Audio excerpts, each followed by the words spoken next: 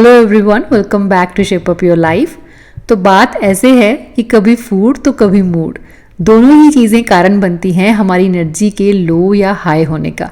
ऐसे बहुत से फूड ऑप्शंस हैं जो हमें एनर्जाइज रखने में हेल्प करते हैं, तो वहीं ऐसे फूड ऑप्शंस भी ज़रूर हैं जो हमें लेथार्जिक बनाते हैं। तो अगर आपको भी ये शिकायत रहती है कि कुछ भी कर लो, कुछ करने का दिल नहीं करता, सुबह बिस्तर से उठने का दिल नहीं करता, प्लान्स बनाते हैं लेकिन पूरे नहीं कर पाते, तो बेशक आपको एक बार अपनी डाइट पे ज़रूर ध्यान देना चाहिए, क्योंकि एक्टिव और फिट रहने के लिए आपको किसी पर्टिकुलर डाइट को फॉलो करने की कोई ज़रूरत नहीं होती, बल्कि सिर्फ फूड की नॉलेज होना और हेल्दी होममेड फूड को अपना लाइफस्टाइल बनाने की ही ज़रूरत होती है। फूड की नॉलेज होना सिर्फ कुछ सर्टिफाइड लोगों की ही रिक्वायरमेंट नहीं है, बल्कि इस नॉलेज के हम सब हकदार हैं। और मैं तो ये भी कहूँगी कि अपने और अपने समाज की तरफ हमारी ये एक रिस्पॉन्सिबिलिटी भी है। तो आज मैं आपको बहुत ही सिंपल लैंग्वेज में समझाऊंगी जिस तरह से मैंने डाइट को समझा और उसे अपना लाइफस्टाइल बनाया, जिससे मैं अपनी हेल्थ, वेट और अपने एनर्जी लेवल्स को मैनेज रख पाती हूँ। क्योंकि बीइंग वुमेन हमें इतनी सारी रिस्पॉन्सिबिलिटीज़ निभानी होती हैं जिनकी गिनती करना असंभव है। सो हमारे लिए एक्टिव और एनर्जेटिक रहना सबसे ज़्यादा इम्पॉर्टेंट है, क्योंकि लेज़ी होना हमें अलाउड नहीं। जो लोग फूड की नॉलेज रखते हैं वो हमेशा प्रोटीन रिच डाइट को ही प्रेफरेंस देते हैं, क्योंकि अगर आपकी बॉडी में प्रोटीन की डेफिशिएंसी रहेगी तो आपका मसल लॉस होगा।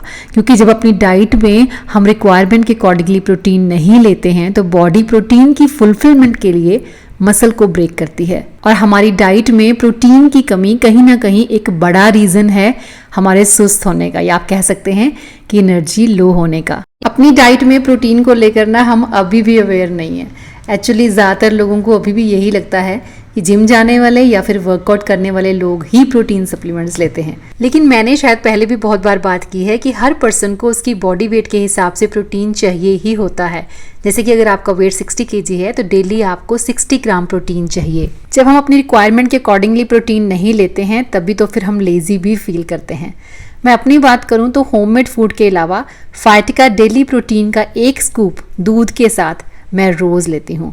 वैसे इसे पानी के साथ भी लिया जा सकता है, लेकिन बेटर रिजल्ट के लिए दूध वाला ऑप्शन ज़्यादा बढ़िया है, और हर प्रोटीन की तरह इसे भी डाइजेस्ट करना काफ़ी ईजी है। देखो, फाइटिका डेली प्रोटीन में प्रोटीन का कंटेंट तो हाई है ही, इसके साथ साथ 37 essential vitamins, minerals and amino acids भी है, और तो और पावरफुल आयुर्वेदिक हर्ब्स जैसे कि मोरिंगा, अश्वगंधा और गोशुक्रा भी है। और एक चीज़ जिसके लिए मेरी जैसी लेडीज़ थोड़ी वरिड रहती हैं, लेकिन हमें बेफिक्र हो जाना चाहिए क्योंकि इसमें शुगर नहीं है, और वैसे भी ये मार्केट में अकेला ऐसा ड्रिंक है जो मेल्टोडेक्स्ट्रिन फ्री है। इस प्रोटीन का एक बहुत इंपॉर्टेंट रोल है कि ये हमारे टिश्यूज़ को प्रोटेक्ट करता है, और बॉडी में अगर कोई पेन होता है ना तो उसे भी रिड्यूस कर देता है, हमारे स्ट्रेस लेवल को मैनेज करता है। इसे पीने से मसल्स आपके स्ट्रॉन्ग रहेंगे, क्योंकि आपके मसल की स्ट्रेंथ को इंक्रीज करता है, आपके मसल्स को रिकवरी देता है। मैं हमेशा कहती हूँ कि आपके हर मील में प्रोटीन होना चाहिए, तो अपनी प्रोटीन की रिक्वायरमेंट को फुलफिल करने के लिए 200 ml दूध के साथ एक स्कूप फाइटिका डेली प्रोटीन का ले सकते हैं। ये आपकी 50% प्रोटीन की रिक्वायरमेंट को फुलफिल कर देता है। अच्छा, जो प्रेग्नेंट लेडीज़ हैं या जो मदर्स अपने बच्चों को फीड करवाती हैं, वो इसे शुरू करने से पहले एक बार अपने डॉक्टर से कंसल्ट ज़रूर कर लीजिएगा। तो अगर आप इसे ट्राई करना चाहते हैं तो आपको ऑर्डर करने के लिए लिंक डिस्क्रिप्शन बॉक्स में मिल जाएगा। वनीला फ्लेवर है, टेस्ट की चिंता मत कीजिएगा, बहुत टेस्टी है, आज ही ऑर्डर कीजिए। फूड के बारे में अवेयर होने के लिए जब मैंने बुक्स वगैरह भी रीड की तो सबसे पहली और इम्पॉर्टेंट चीज़ जो मैंने जानी कि आपकी डाइट में तीनों मैक्रोन्यूट्रिएंट्स जैसे कि कार्ब्स, फैट और प्रोटीन में से सबसे ज़्यादा प्यारी जो चीज़ है वो है प्रोटीन। एक चीज़ जो मैंने बहुत अच्छे से समझी और फिर उसे कभी नहीं भूली कि हाई प्रोटीन डाइट आपके एनर्जी लेवल्स को हाई रखेगी और वेट लॉस में आपको हेल्प करेगी। वहीं हाई कार्ब डाइट आपके एनर्जी लेवल्स को लो रखेगी और वेट गेन जैसी प्रॉब्लम्स आपको फेस करनी ही पड़ेंगी। As simple as that. चलो, ये तो छोटा सा रेफरेंस था प्रोटीन और कार्ब्स का, लेकिन अगर हम फैट की बात करें तो फैट बॉडी के लिए ज़रूरी है, लेकिन फैट कंज्यूम करने के लिए हम कौन से सोर्सेज का यूज़ करते हैं उसी पे डिपेंड करता है हमारी बॉडी का हेल्दी और अनहेल्दी होना। तो चलो, सबसे पहले वो नेगेटिव इफेक्ट्स देखते हैं जो आपकी बॉडी पे होते हैं जब हम अपनी डाइट में प्रोटीन को इग्नोर करते हैं। सबसे पहले तो आपका इम्यून सिस्टम वीक हो जाएगा, मतलब छोटी से छोटी प्रॉब्लम भी आपको आराम से कैच कर लेगी, क्योंकि आपकी बॉडी में वो शक्ति ही नहीं रहेगी जो बीमारी से लड़ सके। तो बड़ी बीमारी की तो बात मैं नहीं करूंगी, लेकिन छोटी छोटी चीज़ें भी जैसे जुकाम, खांसी, वायरल फीवर हो जाना बहुत कॉमन और बहुत जल्दी जल्दी हो जाता है। आपकी स्किन का ग्लो चला जाएगा, हेयर लॉस जैसी प्रॉब्लम्स आप फेस करेंगे। हमेशा आप खुद को थोड़ा वीक महसूस करेंगे, मतलब आपको हमेशा ऐसा लगेगा कि आपकी बॉडी में बिल्कुल एनर्जी ही नहीं है। और तो और प्रोटीन की डेफिशिएंसी हमारी बॉडी में खून की कमी का भी कारण बनती है, क्योंकि ब्लड में ऑक्सीजन ट्रांसपोर्ट करने के लिए रिस्पॉन्सिबल होता है प्रोटीन। तो प्रोटीन की कमी से खून की कमी हो जाना बहुत नॉर्मल है।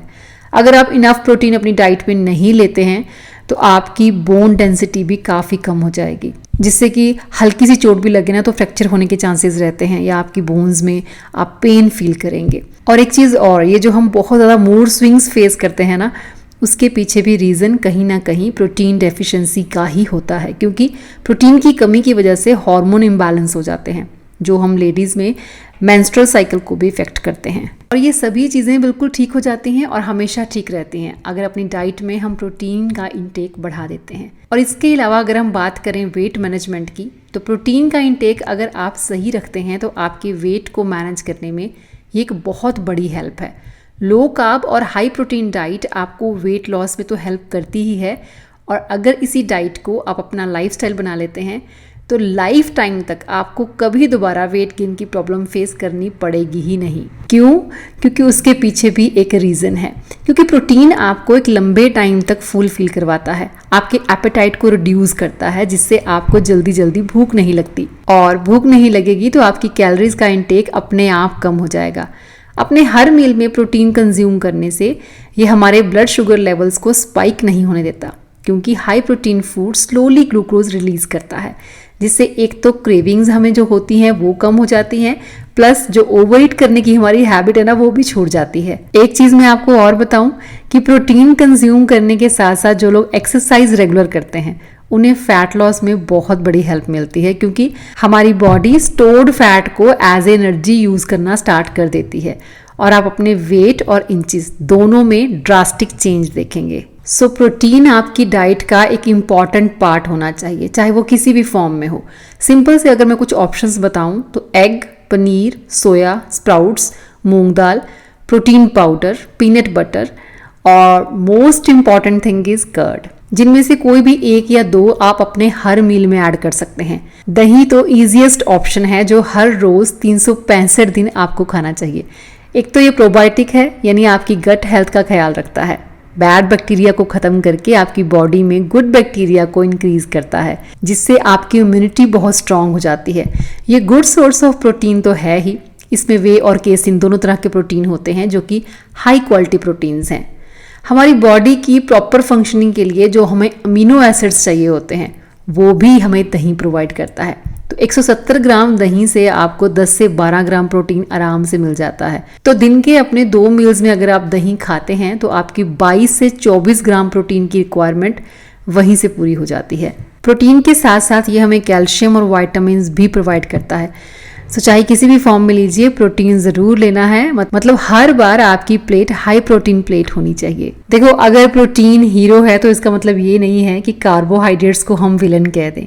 कार्बोहाइड्रेट्स भी हमारी बॉडी के लिए ज़रूरी हैं, क्योंकि हमें एनर्जी प्रोवाइड करते हैं। लेकिन ये जो एक्सीलेंट सोर्स है ना एनर्जी का, ये उनके लिए ज़्यादा बढ़िया है जो लोग बहुत एक्टिव रहते हैं। जिन लोगों की फिजिकल एक्टिविटी ज़्यादा नहीं, वो अगर हाई कार्ब डाइट लेते हैं तो वेट गेन के साथ साथ कई तरह के हेल्थ इश्यूज भी उनको फेस करने पड़ सकते हैं। सिंपल कार्बोहाइड्रेट्स में हाई शुगर फूड आते हैं, चिप्स वगैरह, फ्रेंच फ्राइज वगैरह, रोटियां आप जितनी मर्जी खा लीजिए वो हैं, केक्स हैं, राइस हैं, रिफाइंड फ्लावर के साथ बनी हुई जितनी भी चीज़ें हैं। और ये सारा वो खाना है जो रेगुलर बेसिस पे अगर हम रोज़ खाते हैं तो डायबिटीज़ और हाइपरटेंशन जैसी प्रॉब्लम से हमें कोई नहीं बचा सकता, क्योंकि बिना नॉलेज जब हम ज़्यादा कार्ब्स कंज्यूम करते हैं तो हाई एनर्जी हमें उनसे मिलती है, और उसका यूज़ जब हम कर नहीं पाते तो वो फैट में कन्वर्ट हो जाती है। और यही कारण है कि जब अपनी डाइट में हम बहुत ज़्यादा कार्ब्स ऐड करते हैं तो हम लेज़ी फील करना स्टार्ट कर देते हैं, क्योंकि हाई कार्ब डाइट लेने से हमारा ब्लड शुगर लेवल बहुत जल्दी स्पाइक करता है, और जितना जल्दी ये स्पाइक करता है उतना ही जल्दी ये ड्रॉप भी हो जाता है। इसीलिए आपका एनर्जी लेवल भी लो हो जाता है।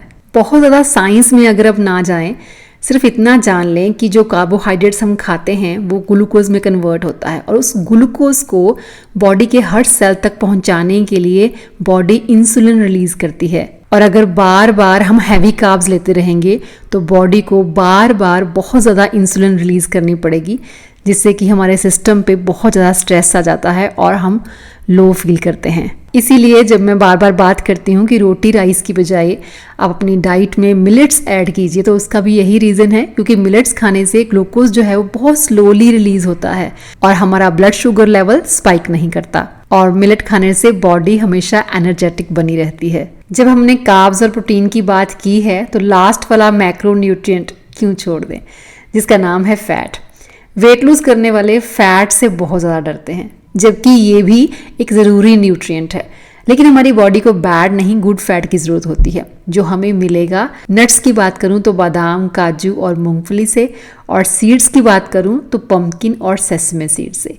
ब्रेन फंक्शन और हेल्थ के लिए ज़रूरी है ओमेगा 3 और ओमेगा 6, जो मिलेगा फिश के अलावा flax seeds, chia seeds, soybean and walnut से। देखो ये सभी फैट्स जो होते हैं ना, इनमें कैलोरीज भी काफ़ी होती हैं, तो ये हेल्दी फैट के ऑप्शन ज़रूर हैं, लेकिन इनको भी अगर आप एक्सेस में खाते हैं तो आप वेट गेन ज़रूर कर सकते हैं। अच्छा, कुछ चीज़ें ऐसी हैं जो हमारी एनर्जी को बूस्ट करने में काफ़ी हेल्प करती हैं, प्लस वो चीज़ें तीनों मैक्रोन्यूट्रिएंट्स का बैलेंस कॉम्बिनेशन है।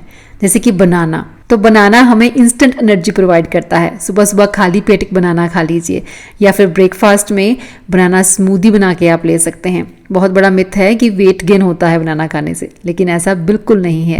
किसी एक चीज़ को विलेन नहीं बना लेना चाहिए, अपनी ओवरऑल डाइट पे काम कीजिए। कभी बेवक्त की भूख लगे तो मुट्ठी भर बादाम ले लीजिए, बहुत अच्छा सोर्स है ये हेल्दी फैट, प्रोटीन और फाइबर का। सस्टेन्ड एनर्जी देता है आपको और आपके ब्लड शुगर लेवल्स को स्टेबलाइज रखने में हेल्प करता है। ओट में आप मिल्क डाल के या कर्ड डाल के ले सकते हैं with seeds and nuts. Chia seed में omega 3 fatty acid, protein, fibre सब होता है, जो आपको सस्टेन्ड एनर्जी प्रोवाइड करता है। तो ये तो बात थी मैक्रोन्यूट्रिएंट्स की, लेकिन माइक्रोन्यूट्रिएंट्स भी एसेंशियल न्यूट्रिएंट है जो हमारी बॉडी की प्रॉपर फंक्शनिंग में हेल्प करते हैं, लेकिन हमें थोड़े अमाउंट में चाहिए होते हैं। इनमें सारे विटामिन्स और मिनरल्स आ जाते हैं, और ये हमें फ्रूट्स और वेजिटेबल से मिलते हैं, मतलब मेन सोर्स आपका वही है। विटामिन्स और मिनरल्स की रिक्वायरमेंट को पूरा करने के लिए मैं तो खैर सप्लीमेंट भी लेती हूँ। लेकिन चलो अब एक ही वीडियो में बहुत डीप में नहीं जाते हैं कि कौन कौन से विटामिन्स और मिनरल्स कौन कौन से फूड से मिलते हैं, तो ये डिस्कशन हम फिर किसी दिन करेंगे। लेकिन आप अपने प्रोटीन का इंटेक सही कीजिए ताकि आपका वेट मैनेज रहे और साथ ही एनर्जी लेवल्स भी। तो मिलूंगी आपसे मैं अब नेक्स्ट वीडियो में। Till then bye bye, take care and stay healthy.